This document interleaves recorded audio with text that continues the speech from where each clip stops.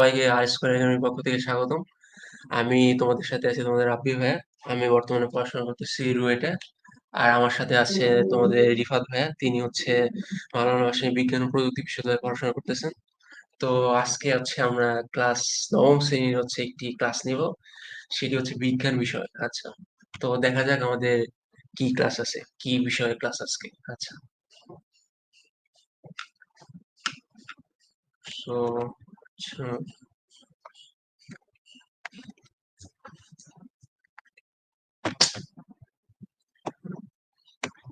তো আজকে হচ্ছে আমরা পদার্থের অবস্থা নিয়ে আলোচনা করব। এটি হচ্ছে অধ্যায় 4। তো দেখা যাক এই অধ্যায় হচ্ছে আমাদের রোড ম্যাপটা কি, মানে এই অধ্যায় হচ্ছে আমরা কি কি বিষয় নিয়ে মেইনলি আলোচনা করব। তো ফার্স্টে হচ্ছে আমরা পদার্থের তিনটি অবস্থা: কণার গতিতত্ত্ব, ব্যাপন, নিঃসরণ, মোমবাতির জ্বলন এবং মোমবাতির তিনটি অবস্থা, গলন, স্ফুটন, পাতন, ঊর্ধ্বপাতন, এইসব বিষয় নিয়ে আলোচনা করব। তো আজকের ক্লাসে হচ্ছে আমরা মেইনলি এই তিনটে টপিক কভার করার চেষ্টা করব। তো চলো শুরু করা যাক। আচ্ছা। তো ফার্স্টে যে টপিকটা আছে সেটা হচ্ছে কণার গতিতত্ত্ব, মানে কাইনেটিক থিওরি অফ পার্টিকলস। আচ্ছা। তো দেখো, তো আমি হচ্ছে আমার পেন হাইলাইটারটা নিয়ে আচ্ছা লেজার পয়েন্টার। আচ্ছা দেখো, আমরা কি জানি যে সকল পদার্থই হচ্ছে ক্ষুদ্র ক্ষুদ্র কণা দিয়ে গঠিত। আর কণাগুলো কি হচ্ছে? অণু আর পরমাণু। আচ্ছা। তো এই যে কাইনেটিক থিওরি অফ পার্টিকলস, এই জিনিসটা আমাদের বোঝার আগে আমাদের কি বুঝতে হবে? আমাদেরকে দুইটা জিনিস মাথায় রাখতে হবে। সো তো হচ্ছে আমরা দুইটা জিনিস একটু লেখার চেষ্টা করি। আচ্ছা দেখো, ফার্স্টেরটা হচ্ছে গতি শক্তি, আর পরেরটা হচ্ছে আন্ত আণবিক শক্তি। তো এই দেখো, আমরা হচ্ছে কেন এই দুইটা জিনিস নিয়ে আলোচনা করবো, কারণ দেখো এই দুইটা জিনিসের উপর ভিত্তি করে কিন্তু এই কাইনেটিক থিওরি অফ পার্টিকলস এই জিনিসটাকে উদ্ভাবন করা হয়েছে। দেখো কি হয়েছে যে আহ যে কণাগুলো আছে, এই কণাগুলো যে গতিশক্তি আছে, এই গতিশক্তিটা হচ্ছে টেম্পারেচার দ্বারা নিয়ন্ত্রিত হয়। আর এই টেম্পারেচারের ফলেই, মানে যে তাদের যে গতিশক্তি আর আন্তঃনবিক আকর্ষণ শক্তি আছে, এটার ফলেই হচ্ছে যে এই ম্যাটারটা, মানে পদার্থটা কোন অবস্থায় থাকে, মানে কঠিন, তরল কিংবা গ্যাসীয় কোন অবস্থায় থাকবে, সেই জিনিসটা হচ্ছে এটা দ্বারা ডিফাইন হয়েছে। এখন দেখো, আমরা যে হচ্ছে এই যে পদার্থের যে কণাগুলো আছে না, এই কণাগুলো হচ্ছে একে অপরকে আকর্ষণ করে কেন? কারণ যখন হচ্ছে টেম্পারেচার, যে এই ক্ষেত্রে প্রভাব ফেলবে, তখন হচ্ছে সেই টেম্পারেচারের ফলে সেটা তাদের মধ্যে এক ধরনের আন্তঃকোণ আকর্ষণ বল, এই আন্তঃকোণ আকর্ষণ বল কি হতে পারে? আন্তঃআণবিক আকর্ষণ বল হতে পারে, অথবা আন্তঃপারমাণবিক আকর্ষণ বল হতে পারে। তো তাদের মধ্যে একটা এই ফোর্সটা ফিল হবে। আর এই ফোর্সটা ফিল হওয়ার ফলে কি হবে?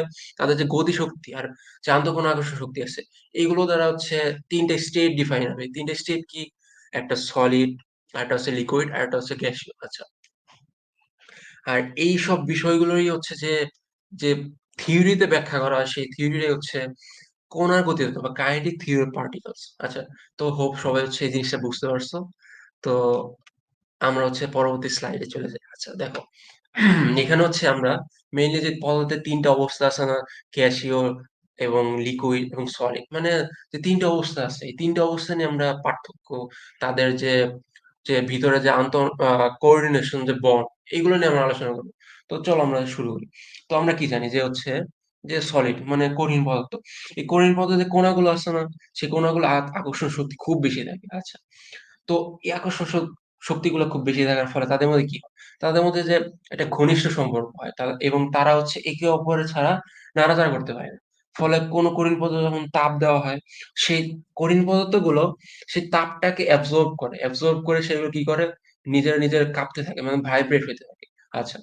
সো এবং দেখো, এগুলোকে যখন আমরা আরো বেশি তাপ দিব, তখন সেগুলো এত বেশি কাঁপতে থাকবে যে সেগুলো হচ্ছে কিছুটা কিছুটা হচ্ছে কাইনেটিক ফোর্স বা গতিশক্তি অনুভব করবে, আর সেটাই হচ্ছে তরল অবস্থা। সো আমরা হচ্ছে এখানে মেইনলি যে কয়টা জিনিস যে ডিফাইন করলাম, সেই জিনিসগুলো আমরা হচ্ছে একটু নোট ডাউন করি। আচ্ছা। তো ফার্স্টে আমরা কি জানলাম সেটা হচ্ছে যে এখানে আমরা জানলাম গতিশক্তি। গতিশক্তি, আচ্ছা। না। আর সেকেন্ডে আমরা জানলাম হচ্ছে যে কম্পন। আচ্ছা। তো আরেকটা আমরা কি জিনিস জানলাম যে আকর্ষণ শক্তি। আকর্ষণ শক্তি। তো এগুলা কি? এই জিনিসগুলা কি? মানে হচ্ছে আমরা যে ৩ টা স্টেট ডিফাইন করব না? মানে কঠিন, তারপর হচ্ছে তরল এবং গ্যাসীয়। এগুলা হচ্ছে ডিফাইন করব মেইনলি গতিশক্তি, সেগুলো কিভাবে কাঁপে, সেগুলো কিভাবে কতটুকু আকর্ষণ শক্তি আছে, তাদের বন্ড যে ডিসট্যান্স সেটা কতটুকু, এগুলো দ্বারা আমরা ডিফাইন করব। তো এগুলাই হচ্ছে মেইনলি এই ৩ টাকে ডিফাইন করে। আচ্ছা, তো পরবর্তীতে আমরা যাই। দেখো কঠিন আমরা কি জানি যে তরল পদার্থের নির্দিষ্ট আয়তন আছে কিন্তু কোনো আকার নাই। যে দেখো এখানে কি আমরা দেখতে পাচ্তেছি যে এটার কোনো ভলিউম আছে কিন্তু এটা কোনো আকার নেই। আচ্ছা। তো আমরা যদি তরল পদার্থকে আরো বেশি টেম্পারেচার দিই মানে তাপ দিই তাহলে কি হবে সেগুলো টেম্পারেচার গ্রহণ করে তাপ গ্রহণ করবে। তাপ গ্রহণ করার ফলে তাদের মধ্যে কি গতিশক্তি বাড়তে থাকে। গতিশক্তি বাড়লে একসময় এদের গতিশক্তি এত পরিমাণ বেড়ে যাবে যে তাদের মধ্যে যে আকর্ষণ শক্তিগুলো আছে মানে যে ফোর্সটা আছে সেই ফোর্সটা ফ্রি হয়ে যাবে এবং সেগুলো হচ্ছে ছোটাছুটি করতে থাকবে। আর তখন কি হবে? তখন হচ্ছে সেটা হচ্ছে সলিডে যাবে না সলিডে যাবে তখন সেটা গ্যাসীয় অবস্থায়। তাহলে হচ্ছে আমরা মেইনলি এখানে দেখো হুম, আচ্ছা। তো সলিড থেকে আমার হচ্ছে গেল লিকুইডে। লিকুইড থেকে গেল আমার হচ্ছে গ্যাসে। তো দেখো এটা হচ্ছে গ্যাস, এটা লিকুইড, এটা হচ্ছে এটা হচ্ছে সলিড। আচ্ছা। তো আমরা কি জানি? দেখো এখানে আরেকটার যে ফ্যাক্ট আছে সেই ফ্যাক্টটা হচ্ছে টেম্পারেচার। আচ্ছা, টেম্পারেচার মানে তাপশক্তি। এই জিনিসটা খুব ইম্পর্টেন্ট। মানে এই যে ৩ টা যে ৩ টা যে স্টেট বললাম, এই ৩ টা স্টেটকে ডিফাইন করে মেইনলি টেম্পারেচার। টেম্পারেচারের কারণে গতিশক্তি হয়, কম্পন হয়, আকর্ষণ শক্তি হয়। ৩ টা দ্বারা এই ৩ টা যে স্টেট আছে, ৩ টা স্টেট এই টেম্পারেচারের উপর খুবই ওতপ্রোতভাবে নির্ভর করতেছে। আচ্ছা। দেখো এখন আমরা কি করব? এখন যদি আমরা হচ্ছে এই লিকুইডটাকে আরো বেশি তাপ দিই তাহলে সেটা কি হবে? আরো বেশি তাপশক্তি গ্রহণ করবে। তাপশক্তি গ্রহণ করলে কি হবে? তাদের যে গতিশক্তি আছে, গতিশক্তি বাড়বে। গতিশক্তি বাড়লে একসময় গতিশক্তি এত পরিমাণে বেড়ে যাবে যে সেগুলো তাদের মধ্যে যে নিজেদের মধ্যে যে আকর্ষণ শক্তিটা আছে সেই আকর্ষণ শক্তিটা ফ্রি হয়ে যাবে। ফ্রি হয়ে গেলে সেগুলো কি হবে? কম্পন শুরু হবে। কম্পন শুরু হলে কি হবে? তাদেরকে তারা যে আছে লিকুইড স্টেট থেকে তারা গ্যাস যে স্টেট আছে সেই স্টেটে চলে যাবে। আচ্ছা। এখন আমরা কি জানি যে গ্যাসীয় যে আছে মানে গ্যাসীয় অবস্থায় যে পদার্থের কোনো আয়তন থাকে না। তাদের মধ্যে যে পাত্রেই রাখা হোক না কেন তারা সেই আয়তনের পাত্রেই তারা মুভ করতে থাকে মানে মুভমেন্ট করতে থাকে। আর দেখো গ্যাসীয় অবস্থা প্রাপ্ত হওয়ার পরে তাদের যদি আরো টেম্পারেচার বাড়াতে থাকি তাহলে তখন কি হবে? তারা আরো বেশি জোরে, জোরে ছোটাছুটি করতে থাকবে এবং তারা একসময় তাদের যে কাইনেটিক ফোর্সটা আছে মানে গতিশক্তিটা আছে সেটা বেড়ে যাবে। তো মেইনলি হচ্ছে আমরা এই স্লাইডটার মধ্যে কি জানার চেষ্টা করলাম সেটা হচ্ছে সলিড থেকে লিকুইড, লিকুইড থেকে গ্যাস কিভাবে গেল তারা হচ্ছে মেইনলি এই যে ৩ টা যে টপিক আছে মানে গতিশক্তি, কম্পন, আকর্ষণ শক্তি এগুলো দ্বারা কিভাবে তারা তারা হচ্ছে ডিফাইন হয়, তারা কিভাবে হচ্ছে এগুলো দ্বারা নিয়ন্ত্রিত হয় সেগুলো জানলাম এবং এগুলো যে মেইন নিয়ন্ত্রক, মেইন ক্যাটালিস্ট যে সেটা হচ্ছে টেম্পারেচার সেটা হচ্ছে আমরা এটা দ্বারা আমরা জানলাম। আচ্ছা। তো চলো আমরা পরবর্তী স্লাইডে যাই। আচ্ছা। তো এটা হচ্ছে আমাদের নিউ একটা টপিক সেটা হচ্ছে ব্যাপন বা ডিফিউশন। তো দেখো এখানে এই চিত্রের মধ্যে আমরা কি দেখতে পাচ্ছি যে এখানে এগুলো হচ্ছে সব একত্রে একটা মানে আবদ্ধ অবস্থা আছে কিন্তু পরবর্তী যে জার আছে বা বিকার আছে সেখানে এগুলো সবগুলো হচ্ছে ছড়ানো অবস্থায় আছে। আচ্ছা দেখো এখানে কি বলছে যে কোন পদার্থ যদি উচ্চ ঘনমাত্রায় থাকে তখন সেই পদার্থের কণাগুলো নিম্ন ঘনমাত্রার দিকে ধাবিত হতে চায়। কঠিন, তরল কিংবা গ্যাসীয় পদার্থের উচ্চ ঘনমাত্রার স্থান থেকে নিম্ন ঘনমাত্রার স্থানে স্বতঃস্ফূর্ত ও সমানভাবে ছড়িয়ে পড়ার এই প্রক্রিয়াকে ব্যাপন বলে। আচ্ছা, এখানে আমরা হচ্ছে স্বতঃস্ফূর্ত যে জিনিসটা দেখতেছি। স্বতঃস্ফূর্ত মানে কি? মানে হচ্ছে সমানভাবে সাথে মানে একদম চারদিকে একদম একদম ভালো মানে কি বলে ওটাকে? আচ্ছা, মানে এটা হচ্ছে সেম ডিসট্যান্স মেইনটেইন করতেছে। সেটা হচ্ছে স্বতঃস্ফূর্ত। আচ্ছা দেখো, এইখানে আমাদের যে এই ২ টা জিনিস দ্বারা এই যে স্বতঃস্ফূর্ত ও সমানভাবে এই ২ টা জিনিসকে আমরা হচ্ছে মনে রাখবো। আচ্ছা। আর আরেকটা জিনিস হচ্ছে উচ্চ ঘনমাত্রার স্থান থেকে নিম্ন ঘনমাত্রার স্থান। এগুলো হচ্ছে আমরা এই যে কনসেনট্রেশন মানে high concentration to low concentration এই জিনিসটাকে আমরা মনে রাখবো। কারণ দেখো এখানে হচ্ছে এই জিনিসটা হুম, এই জিনিসটা হচ্ছে হাই কনসেন্ট্রেশনে আছে, কিন্তু এটা হচ্ছে পরবর্তীতে লো কনসেন্ট্রেশন চলে গেছে। এইটাই হচ্ছে ডিফিউশন। তো পরবর্তী স্লাইড গুলোতে আমরা এই ব্যাপন জিনিসটাকে আরো ভালোভাবে অবজার্ভ করব তিনটা পদ্ধতির মাধ্যমে, সেটা হচ্ছে কঠিন অবস্থায়, তরল অবস্থায় এবং গ্যাসীয় অবস্থায়। আচ্ছা চলো পরবর্তী স্লাইড গুলোতে আমরা যাওয়া যাক। আচ্ছা দেখো এখানে কি বলছে, কঠিন পদার্থের ব্যাপন প্রক্রিয়া। চলো এখানে এখানে স্যার একটা চায়ের চিত্র দিছে, চলো তাহলে আমরা চা খাই, কি বলো? হ্যাঁ, চা খেতে খেতে পড়ানো যাক। আচ্ছা দেখো এখানে কি বলছে, তোমাদের জন্য একটা প্রবলেম দিছি আমি, যে তুমি যদি একটা কাপে গরম পানি নিয়ে তাতে টি ব্যাগ ডুবাও, তাহলে দেখতে পাবে যে টি ব্যাগ থেকে নির্গত কালচে লাল রঙের চায়ের নির্যাস বা লিকার বের হয়ে ধীরে ধীরে কাপের মধ্যে ছড়িয়ে যাচ্ছে। আচ্ছা, তো এখানে দেখো আমরা এখন একটু চিন্তা করি যে পরবর্তীতে ধাপে কি হতে পারে, মানে এটা সলিউশনটা কি হতে পারে, এই যে প্রবলেমটা এটা সলিউশনটা কি হতে পারে। আচ্ছা দেখো, এটা সলিউশনটা হচ্ছে যে আমরা যদি কিছুক্ষণ পর যদি টি ব্যাগটি কাপ থেকে তুলে আনি, তাহলে তখন দেখতে পারবো যে হচ্ছে কাপের পুরো পানির রং কালচে বা লালচের মতো হয়ে গেছে। আচ্ছা, তো সবাই একটু চিন্তা করি, অর্থাৎ টি ব্যাগে থাকা চায়ের পাতার রং ব্যাপন প্রক্রিয়ার মাধ্যমে কাপের পুরো পানির মধ্যে ছড়িয়ে পড়তেছে। আচ্ছা, বুঝতেছো? আচ্ছা, তো কাপে গরম পানি ব্যবহার করার কারণে ব্যাপন হার বেশি। তুমি যদি কাপে, আর আমি যদি কাপে ঠান্ডা পানি ব্যবহার করি, তাহলে কি দেখবো যে আস্তে আস্তে ছড়াচ্ছে। কেন? কারণ গরম পানির ক্ষেত্রে চায়ের নির্যাসের কণাগুলো যে আছে, সেগুলো অধিক পরিমাণে তাপ শক্তি গ্রহণ করবে এবং অধিক পরিমাণে তাপ গ্রহণ করবে, ফলে তারা দ্রুত ছড়াবে এবং তারা অন্যদিকে যদি আমরা চিন্তা করি, on the other hand, whereas in the low temperature, we can see that the আহ তখন আমরা দেখতে পারবো যে হচ্ছে আস্তে আস্তে যাইতেছে, মানে হচ্ছে ধীরে ধীরে সেটা হচ্ছে ছড়াচ্ছে। কারণ এখানে হচ্ছে দুইটা জিনিস ফ্যাক্টর আছে, দুইটা জিনিস ফ্যাক্টর কি কি, একটা হচ্ছে টেম্পারেচার, আর একটা হচ্ছে তোমার হচ্ছে এই কাইনেটিক এনার্জি বা গতি শক্তি। তো দুইটা জিনিস আমরা নোট ডাউন করি, কারণ এই প্রবলেমটা যখন পরীক্ষায় আসবে তখন তোমরা এই দুইটা জিনিস মাথায় রাখলেই তখন হচ্ছে তোমরা এটার সলিউশনটা তুমি লিখতে পারবে। তো চলো আমরা হচ্ছে এই দুইটা জিনিস নোট ডাউন করি। আচ্ছা, তো দুইটা জিনিস কি হচ্ছে, একটা হচ্ছে টেম্পারেচার, টেম্পারেচার বা তাপমাত্রা। আরেকটা জিনিস হচ্ছে গতিশক্তি।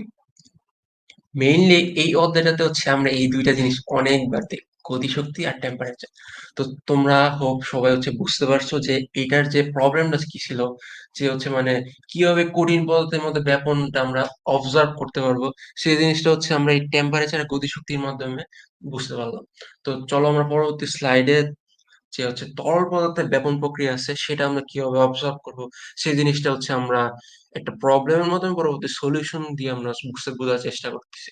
আচ্ছা, তো দেখো এখানে হচ্ছে একটা যে নীল রঙের ফুড কালার আছে, সেটা হচ্ছে আমরা এই বিকারটার মধ্যে ছাড়তেছি আস্তে আস্তে। তো একসময় দেখবো কি সেটা হচ্ছে ছড়াই যাইতেছে।